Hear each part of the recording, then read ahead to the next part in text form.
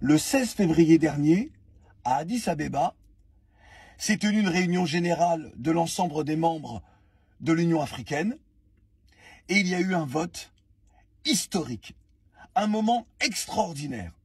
L'Afrique s'est saisie d'un pan de l'histoire de l'humanité et j'ai envie de dire en particulier d'un pan de l'histoire de l'humanité qui la concerne au premier chef.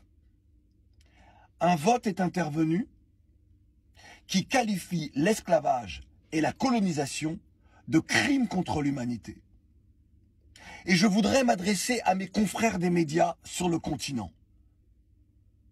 Vous vous rendez compte, lorsque les pays occidentaux légifèrent sur des choses qui nous concernent, tout le monde en parle. Lorsqu'il s'agit de l'Afrique qui, enfin, écrit une page de l'histoire, s'approprie, pour ne pas dire, et légitimement se réapproprie un moment que nous devons nous traiter de façon historique avec des historiens, avec des politiciens, avec des gens de médias, avec les peuples en général, personne n'en parle. Là, c'est passé inaperçu. Mes consoeurs et mes confrères, vous n'avez pas parlé de ça.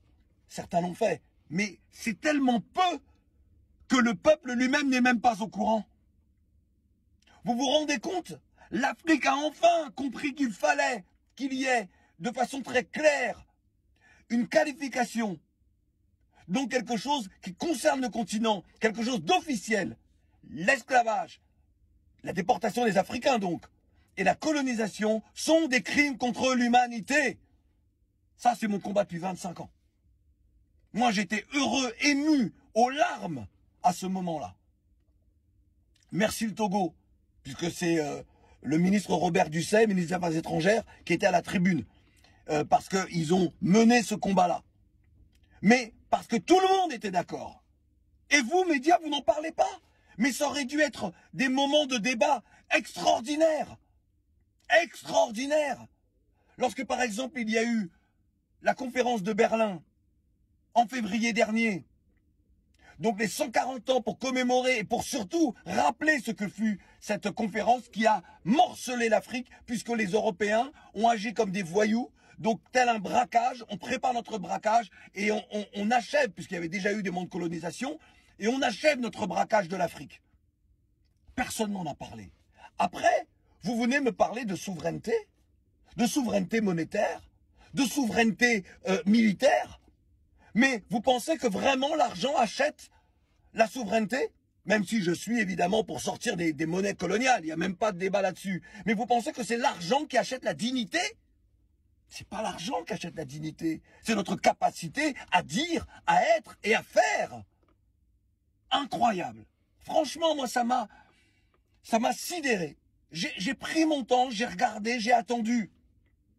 J'ai attendu, je n'ai rien vu. Nous sommes le 29 mars. Vous vous rendez compte? Personne n'en parle. Ça aurait dû être historique. Ça aurait dû faire l'ouverture des journaux télévisés. Ça aurait dû être débattu dans des émissions de talk-show à la radio, à la télévision. Dire enfin, l'Afrique écrit l'histoire. Elle ne laisse pas les autres dire.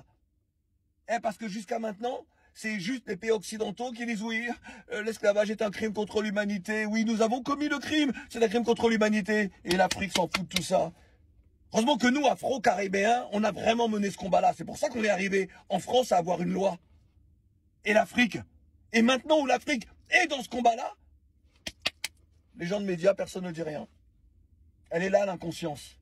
Donc le jour où vous voudrez parler vraiment de panafricanisme, d'Africains progressistes, d'envie de développer notre continent, d'envie de changer l'éducation pour les populations, pour les jeunes en particulier, vous viendrez me voir.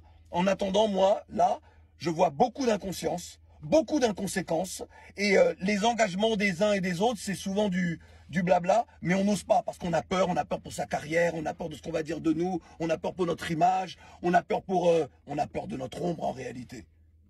Franchement, ça fait honte. Enfin bon, en tout cas, bravo aux États qui enfin nous permettent de franchir un pas, même s'il y a beaucoup de combats à mener, beaucoup de combats sociaux pour les populations, pour qu'elles vivent mieux. Mais merci en tout cas à celles et ceux qui ont engagé le combat et pour qui je dis honneur et respect.